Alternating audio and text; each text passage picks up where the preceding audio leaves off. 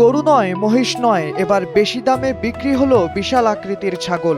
আসন্ন কোরবানির ঈদকে সামনে রেখে রাজশাহীর বানেশ্বরে ৯৫,৫০০ টাকায় বিক্রি হয়েছে এই ছাগলটি। প্রায় কিছুদিন ধরে আলোচনায় থাকা এই ছাগলটি নিয়ে এলাকাবাসীর আগ্রহের শেষ ছিল না। তাই তো বিক্রির দিন প্রায় ভিড় জমে যায় বানেশ্বরের এই পশুর হাটে।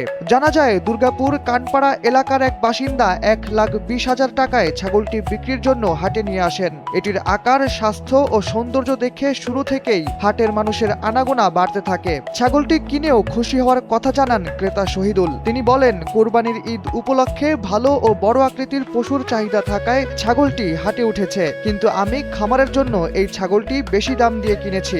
স্থানীয়রা জানান, রাজশাহীর বানেশ্বর হাট উত্তরাঞ্চলের অন্যতম বড় পশুর হাট।